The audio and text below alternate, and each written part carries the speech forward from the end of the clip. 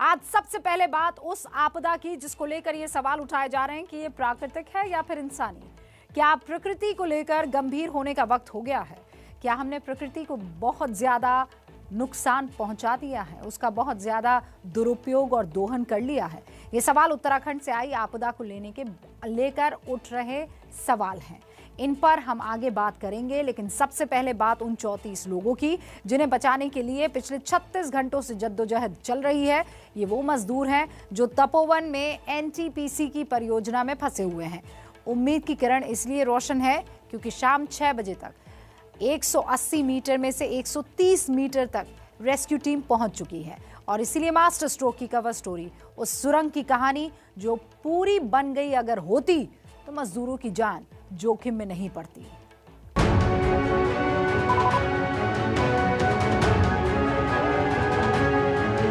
से तेज पानी आ रहा था, इस पावर प्लांट के डैम से टकराया। डैम की आधी से ज्यादा जो दीवारें वो क्षतिग्रस्त हो चुकी हैं। ये तस्वीरें पहली बार हवाई तस्वीरें एबीपी न्यूज आपके लिए खास तौर पर लेके आया है। एनटीपीसी का Tapovan Vishnughat hydro power plant 1200 metre लंबी प्रोजेक्ट की सुरंग। भीतर फंसी हैं 34 जिंदगियां, जिन्हें बचाने के लिए 36 घंटे से रेस्क्यू ऑपरेशन जारी है। जिस रैणी गांव में सैलाब ने ऋषिगंगा प्रोजेक्ट को तबाह कर दिया, वहां से 5 किलोमीटर आगे ये तपोवन का एनटीपीसी पावर प्रोजेक्ट है। प्रोजेक्ट में काम कर रहे मजदूर इस सुरंग में फंस गए क्योंकि सैलाब के साथ आए मलबे ने सुरंग का मुंह बंद कर दिया था।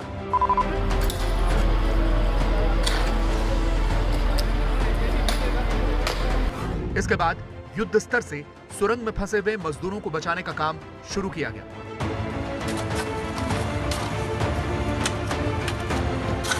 हमारे संवाददाता विकास भदौरिया ने हेलीकॉप्टर से इस रेस्क्यू ऑपरेशन की आसमानी रिपोर्ट भेजी है। एनटीपीसी का पावर प्लांट तपोवन आपको दिख रहा है, पूरी तरह से नेस्तनाबूद हो चुका है। यहीं पर जो टनल 2 आपको दिख रही हैं, एक छोटा सा बल्ब टिमटिमाता दिख रहा है, उसी टनल में इस वक्त रेस्क्यू ऑपरेशन चल रहा है। इतना सिल्ट जमा है यहाँ पर इतनी बड़ी तादाद में जो जलोढ़ है वो जमा है, मिट्टी और कीचड़ जमा है। अभी तक 100 मीटर से ज्यादा की मलबा और कीचड़ हटाया जा चुका है। धीरे धीरे इस काम को अंजाम दिया जा रहा है। उम्मीद है सही समय पर उन लोगों तक, मजदूरों तक पहुंच पाएंगे जो उस टनल में फंसे हुए हैं। एनडीआरएफ, सेना और एसडीआरएफ के ज्वाइंट ऑपरेशन से उम्मीद की किरण सुबह ही दिखने लगी थी। एसडीआरएफ के जवानों ने नक्शे पर सुरंग का जायजा लिया और हर गुजरते घंटे के साथ बचाव दल मलबे के आखिर तक पहुंचने की कोशिश में लग गया। Pressure will not be here. ना प्रेशर तो सीधा आगे जाएगा। 5 मीटर भरती तापर फांका yes. The chances are more. Chances are more. 180 meter. 180 Then we will move right. Right. Yes. ऐसा डिस्टेंस। अब ये जा रहे हैं, हमको यही जाना है। दरअसल तबाही की ये जो तस्वीरें हैं वो बैराज है। ये बैराज 84 मीटर चौड़ा और 113 मीटर लंबा और 21 मीटर ऊंचा बनना है। इस बैराज का काम है नदी के पानी को रोकना। यहीं से फिर पानी 4 नोड्स में दाखिल होता है। यहीं पर साइड में ही बना है डिसिल्टिंग बेसिन। इसी के बाद पानी एसएफटी यानी सिल्ट फ्लशिंग टनल में दाखिल होता है और इसी टनल में फंसे हैं 34 लोग। इस सुरंग और सुरंग के भीतर जो आपदा आई है उसके बारे में थोड़ा और तफसील से आपको बताने की कोशिश करती हूँ। ये सामने जो आपको नदी दिखाई दे रही है, ये धौली गंगा बह रही है, जिसमें कल वहां ऊपर से सैलाब आया था। और ये वही सुरंग है जिसके अंदर इस वक्त जो मजदूर हैं वो फंसे हुए हैं। ये 3 मीटर चौड़ी है और 3.5 मीटर इसकी ऊंचाई बताई जा रही है। बैराज से जो पानी आता है वो यहीं पर आता है। ये जो सेल्फ फ्लशिंग टनल है ये 1200 मीटर लंबी है और 1200 मीटर के बाद ये टनल वापस नदी में मलबे को छोड़ देती है उस साइड, उस एंड पर। इस टनल में हमें ये जानकारी मिली है कि 60 मीटर का बस काम बचा हुआ था और इस काम को पूरा होने में लगभग 3 महीने लगते, इससे ज्यादा नहीं। और अगर ये टनल पूरी तरीके से तैयार हो जाता, चूंकि अभी अंडर कंस्ट्रक्शन है, अगर ये पूरी तरीके से तैयार हो जाता तो जो भी मलबा यहाँ धौली गंगा से आया था और यहाँ की तरफ गया है वो बाहर की तरफ चला जाता। लेकिन उससे पहले ही आपदा ने 34 जिंदगियों को इस टनल में फंसा दिया।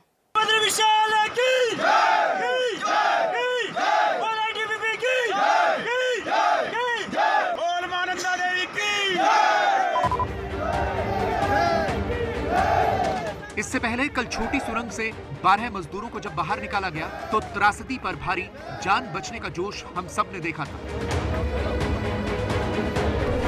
लेकिन इस सुरंग में फंसे लोगों तक पहुंचना इतना आसान नहीं था। सैलाब आया, मलबा कई फीट तक भीतर चला गया और जैसे ही तबाही का शोर थमा, रेस्क्यू ऑपरेशन में बड़ी बड़ी जेसीबी मशीनें जुट गई। मशीन भी मलबा हटा रही थी तो सुरंग के भीतर जवान भी मिट्टी हटाने में जुटे थे।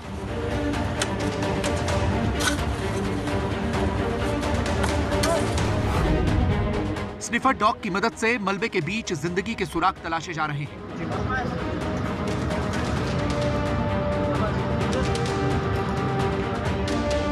सुबह केंद्रीय मंत्री आर.के. सिंह और शाम तक सीएम त्रिवेंद्र सिंह रावत मौके का मुआयना करने पहुंचे। तो बचाने का पूरा प्रयास हो रहा है, अपनी जान हथेली पे रख कर, और जो हमारे जवान हैं वो काम कर रहे हैं। बहुत जोखिम भरा काम है, लेकिन वो पूरी साहस के साथ कोशिश कर रहे हैं कि जो अंदर जो लोग हैं उनको सुरक्षित बाहर निकाला जाए। सिल्ट इतना भर गया है कि एकदम गेट के टॉप तक आ गया है। इतना ह्यूज सिल्ट एक्यूमुलेशन हो गया है कि उसके क्लियरिंग करने में भी परेशानी होगी। इसकी चिंता हमको है, लेकिन उतनी नहीं है जितने की लोगों के जान की चिंता है। एक तरफ प्रशासन जिंदगी बचाने में जुटा था तो दूसरी तरफ एबीपी न्यूज संवाददाता रक्षित सिंह ने एनटीपीसी के सूत्रों से इस पूरे पावर प्लांट की जानकारी हासिल की। नदी, बैराज और सुरंग के बीच इस प्लांट को समझिए सीधे ग्राउंड जीरो से, जो बता रहे हैं कि मुख्य टनल इस स्पॉट से काफी दूर है। मेन टनल जिसको कहते हैं हेडरेस टनल, और अगर हेडरेस टनल की मैं बात करूं तो जब एसएफटी में यानी कि सिल्ट फ्लशिंग टनल में, जिसमें आज की तारीख में लोग फंसे हुए हैं, एसएफटी से जो पानी है, सिल्ट है, वो एक बार फिर से आगे जाकर नदी में गिर जाती है और जो साफ पानी है वो यहाँ से एक मेन टनल के जरिए जाता है, जो कि यहाँ से लगभग 12 किलोमीटर लंबी है। ये जो सामने वाले पहाड़ आप देख रहे हैं, इसके नीचे से वो 12 किलोमीटर लंबी टनल जाती है। और अगर मैं इस हेडरेस टनल की बात करूं तो 2 किलोमीटर यहाँ से तपोवन बैराज से 2 किलोमीटर ये टनल तैयार हो चुकी है। वहीं दूसरी तरफ जो 12 किलोमीटर हाउस है, जहां पर टरबाइन घूम बिजली बनती, वहां से ये टनल जो है वो लगभग 6 किलोमीटर बन चुकी है, यानी कि 6 किलोमीटर उधर से और 2 किलोमीटर इधर से, यानी कि 4 किलोमीटर का काम बीच में रुका हुआ था। अगर ये हेडरेस जो टनल है, अगर ये पूरी बन गई होती तो जो पानी इसके अंदर गया है वो एग्जिट भी हो जाता और लोगों का निकालना, रेस्क्यू करना भी बेहद आसान रहता। तो क्या इस आपदा के बाद इस पावर प्रोजेक्ट का काम रुक जाएगा? संवाददाता रक्षित सिंह ने यह सवाल मौके पर पहुंचे बिजली मंत्री आर.के. सिंह से पूछा। ये तो कमीशन होना था 2023 तक, लेकिन अब कब कमीशन होगा ये अब बिल्कुल कहना अटलबाजी होगी। पहले हमको इसका असेसमेंट करना होगा। ये हम लोग डिटर्मिन्ड है कि स्क्रैप ऑफ नहीं होगा। हम लोग, क्योंकि जितना इन्वेस्टमेंट हो चुका उसमें से बहुत सारा इन्वेस्टमेंट हमारा बच गया। आप देख रहे हैं कि बैराज का स्ट्रक्चर बिल्कुल साबुत है, इसके नीचे भी जितना भी हमारा कंक्रीट स्ट्रक्चर्स है वो सब साबुत है, वो सब इन्वेस्टमेंट हो चुका है।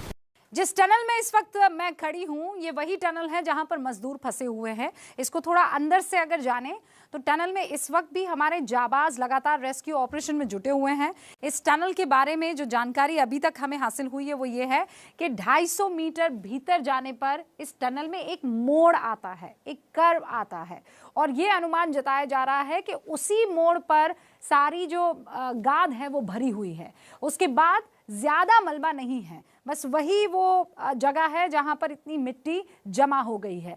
कल के हादसे के बारे में हमने और पता किया तो मालूम पड़ा कि यहाँ पर प्रोजेक्ट में 172 लोग काम कर रहे थे।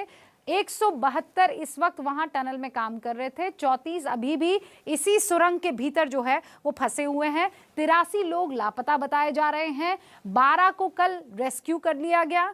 28 लोग भागने में सफल हो गए थे। तो ये जानकारी अब तक हमें इस टनल में मौजूद लोगों के बारे में, फंसे लोगों के बारे में हासिल हो पाई है। संवाददाता रक्षित सिंह को इसी बैराज पर काम कर रहे अरूप मिले, जो बता रहे हैं कि कैसे चंद पलों में काम कर रहे मजदूर भाग पाए। मतलब आवाज आई ना, पहले काफी ठीक ठाक तेज आवाज आई थी तो लोग भागे इधर के लिए, तो यहाँ बंदे थे तो ऊपर से फ्लड आ गया था, मतलब बचने का चांस नहीं, चारों तरफ से आ गए। तो यहाँ काफी बंदे थे, मतलब 15-20 तो थे ही। फिर हमने आवाज़ दी उनको कि इधर, तो रास्ता बंद हो गया था। कुछ बंदे मतलब 20-25 बंदे वहाँ सीढ़ी से ऊपर आ गए थे वो। फिर उनके लिए हम ही गए थे रस्सी लेने के लिए, ऊपर कॉल किया हमने रस्सी के लिए, रस्सी लेकर आए, यहीं से खिंचवाया हमने। लेकिन तबाही बैराज से होती हुई सुरंग तक पहुंची और अब उन जिंदगियों को बचाने की जद्दोजहद जारी है और खुशखबरी का इंतजार है।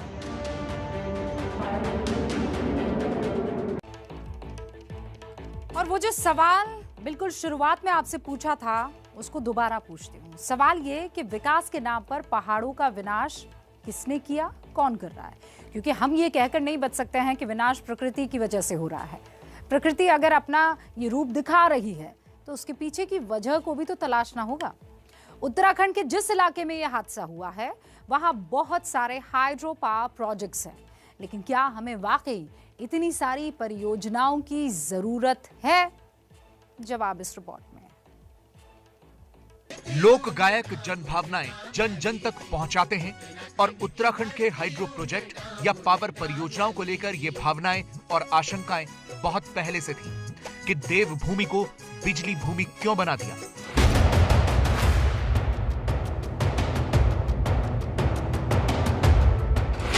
यहाँ के लोगों का जीवन बिजली के तारों में क्यों टांग दिया, बिजली और विकास के नाम पर हवा पानी क्यों बेच दिया। लेकिन सवाल उठाने वालों पर तो तुरंत विकास विरोधी होने का ठप्पा लग जाता है।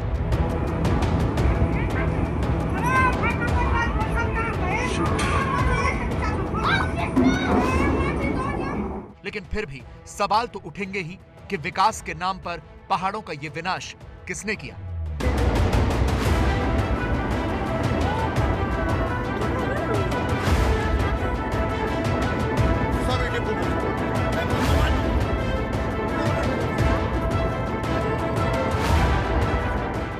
इस भयानक तबाही के बाद अब वजहों को खोजा जा रहा है। देहरादून में आज उत्तराखंड के मुख्यमंत्री त्रिवेंद्र सिंह रावत को तमाम वैज्ञानिक इस तबाही की वजहें बता रहे हैं और जो वजह निकलकर सामने आई वो और ज्यादा खतरनाक है।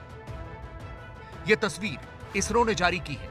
कल तक यह कहा जा रहा था कि ग्लेशियर फटने की वजह से यह तबाही आई, लेकिन आज इसरो की तरफ से इस तस्वीर के जारी करने के बाद दावा किया गया कि तबाही ग्लेशियर फटने से नहीं बल्कि अचानक से बर्फ पिघलने की वजह से आई।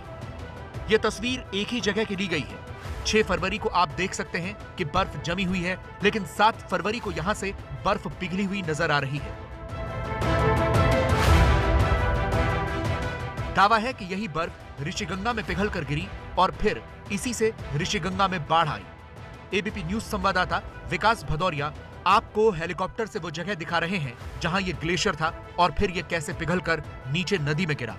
ये देखिए यहाँ पर ग्लेशियर है और यहीं से ग्लेशियर इन पहाड़ों से दरका और नीचे सरका और नीचे सड़क के यहाँ पर आया इस वक्त। ये देखिए इस तरफ की तस्वीरें मैं आपको दिखाता हूँ, दाहिने हाथ की तरफ की। यहाँ पर देखिए यहाँ से ग्लेशियर सरका और ये देखिए यहाँ से कीचड़ दिखना शुरू हो गया आपको, क्योंकि यहीं से ये ग्लेशियर सरका पीछे इन पहाड़ों से ग्लेशियर सड़क के नीचे की तरफ आया, धौलीगंगा में मिला। और अब हम आपको धौलीगंगा की वो ग्राउंड जीरो की तस्वीरें पहली बार एबीपी न्यूज पर दिखा रहे हैं। ये देखिए यही वो जगह है जहां पर ग्लेशियर सड़क के नीचे आया, वो अपने साथ बड़ी तादाद में पानी लेकर आया और उस पानी के साथ जब वो तेज रफ्तार में 300 किलोमीटर प्रति घंटा की रफ्तार से आगे बढ़ा तो उस पानी में मिट्टी मिलती गई, चट्टानें मिलती गई, बहुत बड़े बड़े पत्थर और बोल्डर मिलते चले गए और उसकी वजह से इतनी बड़ी रफ्तार से तेज बढ़ता हुआ ये पानी 300 किलोमीटर की रफ्तार से आगे 2 एनटीपीसी के पावर प्लांट में टकराया। यानी ग्लेशियर पिघलकर ऋषिगंगा नदी में गिरा, फिर इससे पहले ऋषिगंगा में रैणी गांव के पास बन रहा एक छोटा पावर प्रोजेक्ट नष्ट हो गया। आगे ऋषिगंगा धौलीगंगा में मिलती है और उससे 5 किलोमीटर नीचे है एनटीपीसी का तपोवन विष्णुघाट पावर प्रोजेक्ट। इस तबाही में वो प्रोजेक्ट भी पूरी तरह से बर्बाद हो गया। इसके बाद तो धौलीगंगा के प्रभाव में जो कुछ आता गया वो बर्बाद होता चला गया, लेकिन आगे पहुंचते पहुंचते बहाव काफी हद तक कम हो गया था। अभी भी उत्तराखंड के श्रीनगर में पानी मटमैला है। विकास भदौरिया ने इसका भी जायजा लिया। इस वक्त जो आप गंदा पानी देख रहे हैं श्रीनगर के जो गंगा नदी पर डैम बना हुआ है वहाँ की तस्वीरें हैं और इस डैम के आगे तक ये गंदा पानी नहीं गया, क्योंकि यहाँ पर डैम से पहले ही जो प्रवाह था वो गंगा में सिल्ट का वो धीमा पड़ गया था। लेकिन यहाँ तक गंगा जी में जो पानी है वो सिल्ट भरा है, उसमें बहुत ज़्यादा गंदगी है, क्योंकि जो आपदा आई, जो ग्लेशियर फिसला, उसके बाद धौलीगंगा और ऋषि गंगा में बड़ा ज्वार उठा पानी का। वो पानी जब तेजी से नीचे बढ़ता हुआ आया तो श्रीनगर तक आके उसकी रफ्तार काफ़ी मंदी पड़ गई थी। यहाँ पर जो श्रीनगर का डैम है, श्रीनगर में जो हाइड्रो पावर प्रोजेक्ट है, वहाँ तक गंदा पानी साफ तौर पर देखा जा सकता है। लेकिन सवाल यह है कि क्या हम प्राकृतिक आपदा कहकर अपना पल्ला झाड़ सकते हैं?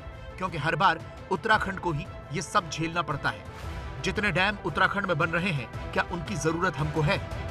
नदियों का बहाव रोककर डैम बनाना विकास की बात है, लेकिन इस विकास की वजह से प्रकृति से बहुत ज्यादा छेड़छाड़ होती है। मैन मेड है काफ़ी हद तक। कोई भी नदी, कोई भी सहायक नदी गंगा की हम छोड़ नहीं रहे उसे। सब पे बम्पर टू बम्पर डैम बन रहे हैं। एक तो ये डैम्स के लिए आप टनल्स बना रहे हैं, वो डैम्स के टनल्स बनाने के लिए आप ब्लास्टिंग करते हैं और सड़कें बनती हैं सामान ढोने के लिए, जो सब पहाड़ों को काट पीट के होती हैं। और पहाड़ों के आपको मतलब ये जो जियोलॉजी है बट ये नाजुक है, तो यहाँ पे मतलब ये सब करने की ज़रूरत नहीं। आपको हैरानगी होगी जान के कि गंगा बेसिन में 1000 डैम, बराजेस, वेयर्स, एनीकट्स बन चुके हैं और अभी भी 400 और का प्रोग्राम है। तो ये सारी चीज़ें जो हैं ये हमारे को संकट में लाएंगी और ये आपदाएं बढ़ेंगी। इसीलिए जानकारों का मानना है कि विकास का बैलेंस मॉडल होना चाहिए। विकास भी जरूरी है, लेकिन सबसे बड़ी जरूरत यह है कि प्रकृति से ऐसी छेड़छाड़ न हो कि फिर ऐसी नौबत आए। डैम डेवलपमेंट का एक जरूरी हिस्सा तो है, इलेक्ट्रिसिटी चाहिए, सड़क भी बननी चाहिए। डैम बनता है, उसका एक स्ट्रक्चरल फेल्योर, उसका एक सस्टेनेबिलिटी का एक कैलकुलेशन होता है। कैलकुलेट करते हैं कि how much maximum volume of water it can hold in worst able capacity. तो ये कैलकुलेशन तो इस डैम का भी होगा। ऐसे सडनली लोग ऐसे ही डैम नहीं बना देते। एक बैलेंस्ड मॉडल होना चाहिए। आप सड़क बनाएं, आप होटल बनाएं, आप सुरंग बनाएं, आप परियोजनाएं बनाएं। इस तरह से हर जगह डैमेज और डेवलपमेंट को एक बीच का रास्ता लेके बनाना पड़ेगा, अन्यथा ये दिक्कतें आती रहेंगी। उत्तराखंड में आए महाप्रलय के बाद अब जो मंजर नजर आ रहा है उसे देखकर यह अंदाजा लगाया जा सकता है कि यह तबाही सच में बहुत बड़ी थी। तबाही की लहरों के निशान ये बता रहे हैं कि किस तरह किसी 30 मंजिला इमारत से ऊंची लहरें वहां उठी थी। मौत की लहरें इतनी ताकतवर कि पावर प्लांट के बैराज की दीवार तक को बहा ली गई। एबीपी न्यूज की टीम ने उस पूरे इलाके का दौरा किया जहां जहां लहरों ने तबाही मचाई, अपने कैमरे में हमने कैद किया। यहां जो हमें तबाही की निशानियां मिली हैं वो वाकई दिल दहला देने वाली हैं।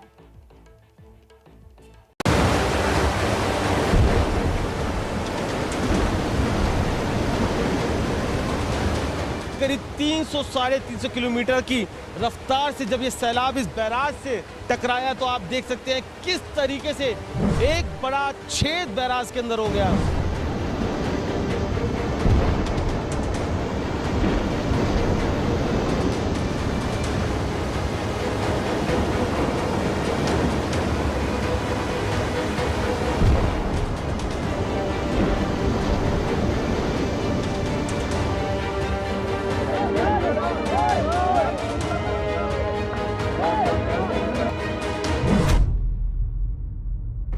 गुजर चुकी हैं महाप्रलय लहरें। जो ये सफेद आपको पर्वत नजर आ रहे हैं बर्फ से ढके, ये तपोवन पर्वत है जहां बताया जा रहा है जो ग्लेशियर है वो टूटा था और उसके बाद नीचे जो धौल गंगा है उसमें जाकर गिरा। लेकिन बाकी है तबाही की निशानी।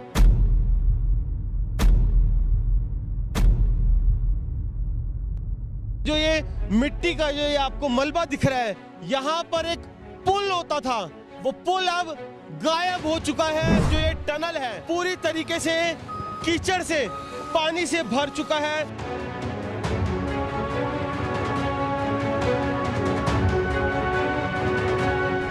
ये तपोवन में महाप्रलय के लगभग 30 घंटे बाद का मंजर है। हर तरफ वीरानी छाई है, कयामत की निशानियां चारों तरफ देखी जा सकती है। महाप्रलय के बाद ग्राउंड जीरो पर जब एबीपी न्यूज की टीम पहुंची तो कुछ ऐसी तस्वीरें हमारे कैमरे में कैद हुई जो दिल दहला देने वाली थी और ये इस बात की गवाही भी देती हैं कि तबाही कितनी बड़ी और खौफनाक थी। ये धौली गंगा पर एनटीपीसी की विद्युत परियोजना के लिए बन रहे बैराज की दीवार है, जिस पर लहरों ने ऐसी चोट की कि इस मजबूत दीवार में भी छेद हो गए। सबसे पहले दीवार के इसी टूटे हिस्से से पानी निकलकर आगे टनल की ओर बढ़ा। करीब 300-350 किलोमीटर की रफ्तार से जब ये सैलाब इस बैराज से टकराया तो आप देख सकते हैं किस तरीके से एक बड़ा छेद बैराज के अंदर हो गया। मैं कैमरामैन से कहूंगा दिखाए, आप देख सकते हैं बैराज का पूरा हिस्सा गायब हो चुका है, छेद हो चुका है। और इतना ही नहीं, जो पानी थी वो इस बैराज के ऊपर से लांग कर आगे बढ़ रहा था पानी का सैलाब। देखिए भाई, तूफान आ रहा जबरदस्त, कंपनी की तरफ जा रहा है ये। पहले तो बैराज की दीवार तोड़कर ही पानी आगे की ओर बढ़ा, लेकिन प्रलय का तांडव अभी खत्म नहीं हुआ था। दीवार के टूटने के कुछ पल बाद ही पीछे से आ रही मौत की लहरों ने पूरे बैराज को ही अपनी आगोश में ले लिया। ग्राउंड जीरो पर जब एबीपी न्यूज की टीम पहुंची और वहां का जो मंजर देखा, उससे यह समझ आया कि लहरें कितनी ऊंची रही हों।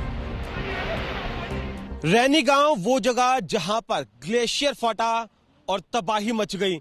उस छोर से महज 6 किलोमीटर पहले तपोवन विष्णुघाट विद्युत परियोजना, ये एनटीपीसी की ये वो परियोजना है जहां पर सबसे ज्यादा नुकसान हुआ। अभी भी सैकड़ों मजदूर यहां जो काम कर रहे थे लापता है, टनल में फंसे हुए हैं।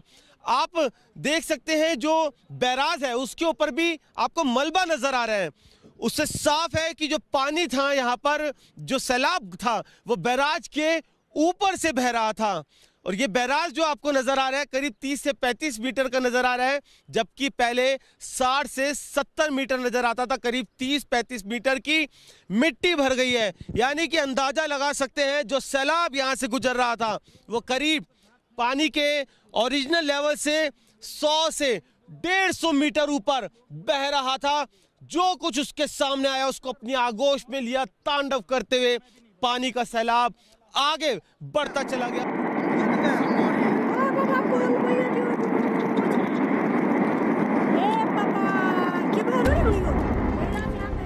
लहरों ने पहले बैराज की दीवार तोड़ी और फिर पूरे बैराज को ही निगल लिया। इसके बाद तबाही की लहरों ने टनल की ओर का रुख किया जहां मजदूर काम कर रहे थे। कयामत का कहर इतनी तेजी से टूटा कि मजदूरों को भागने तक का मौका नहीं मिला। कुछ ही सेकंड में पूरी टनल पानी, मलबे और गाद से भर गई। तपोवन विष्णुघाट विद्युत परियोजना पर हम मौजूद है और आप देख सकते हैं वो टनल जो कि पूरी तरीके से मलबे से भर गई और उसके बाद सैकड़ों मजदूर इसके अंदर फंस गए। इस वक्त हम रेस्क्यू टीम के साथ मौजूद हैं जो कि बड़ी बड़ी इन जेसीबी मशीनों के जरिए जो मिट्टी और गाद है उसको बाहर निकालने के काम में लगी हुई है। बेहद खतरनाक मंजर जिसे शब्दों में बयां करना बेहद मुश्किल, क्योंकि पूरी की पूरी टनल जो कई सैकड़ों मीटर बड़ी है गाद और मिट्टी से पूरी तरीके से भर चुकी है। 100 फीट से ज्यादा ऊंची टनल, यानी पानी का बहाव अंदाजा लगाया जा सकता है किस कदर खतरनाक था। आसमान छू रहा था 100 फीट ऊंची टनल के ऊपर से। महाप्रलय की लहरें जिस वक्त सब कुछ तबाह करने पर तुली थी, उसी वक्त कुदरत ने जिंदगी बचाने के भी कुछ मौके जरूर दिए। रास्ते में आने वाली हर चीज को निगलती हुई लहरें जब आगे बढ़ रही थी, उसी वक्त वहां एक सीढ़ी की वजह से कई लोगों की जान बच गई। दरअसल पावर प्रोजेक्ट की एक दीवार सीढ़ी नुमा थी। कुछ लोग इन सीढ़ियों पर चढ़ गए और दीवार का सहारा लेकर टिके रहे। इन लोगों को बाद में स्थानीय लोगों ने रस्सी की मदद से निकाला। इस वजह से करीब 20 से 30 लोगों की जान बची। तस्वीर से आप समझिएगा कि किस तरीके के हालात उत्तराखंड में रविवार सुबह लगभग 10:30 बजे के आसपास रहे इस तपोवन प्रोजेक्ट में। नीचे की तरफ के अंडर कंस्ट्रक्शन है ये, यहाँ पर काम चल रहा था और लगभग बताया जा रहा है कि 60 से 65 लोग जो है वो यहाँ पर उस समय पर काम कर रहे थे। और जब इस जलजले की आवाज़ आती है तो उसमें से बहुत से लोग ऐसे थे जिनके लिए जीवनदायिनी बनी ये सीढ़ियाँ। ये सीढ़ी आपको टूटी हुई नज़र आएगी। इस सीढ़ी से बताया जा रहा है कि लगभग 30 या उससे ज़्यादा लोग जो है इस सीढ़ी के रास्ते ऊपर चढ़ते हैं और फिर उस दूसरी सीढ़ी के रास्ते ऊपर आकर के उन्होंने अपनी जान बचाई। तपोवन, चमोली और उन सभी इलाकों में जहां तबाही हुई है वहां राहत और बचाव 24 घंटे से चल रहा है। लेकिन सबसे बड़ी चुनौती लगभग 200 लापता लोगों का पता लगाने की है।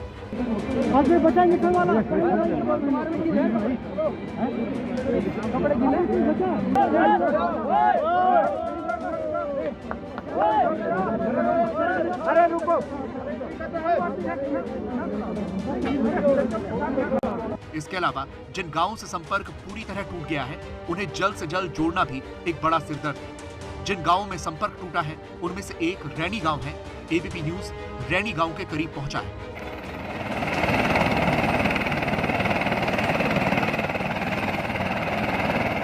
मिट्टी का जो ये आपको मलबा दिख रहा है, यहाँ पर एक पुल होता था, वो पुल अब गायब हो चुका है।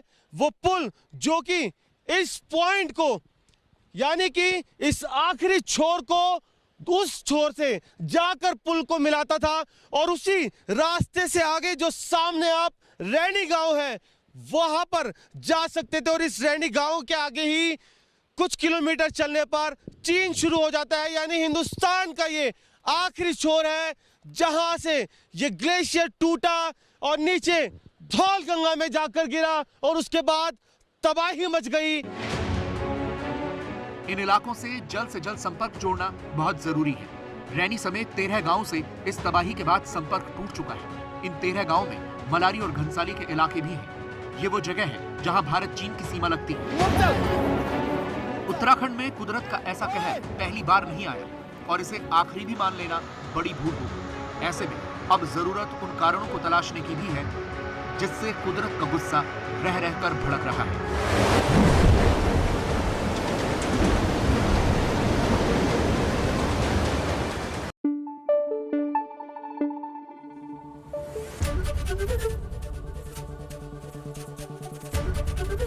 एबीपी न्यूज आपको रखे आगे।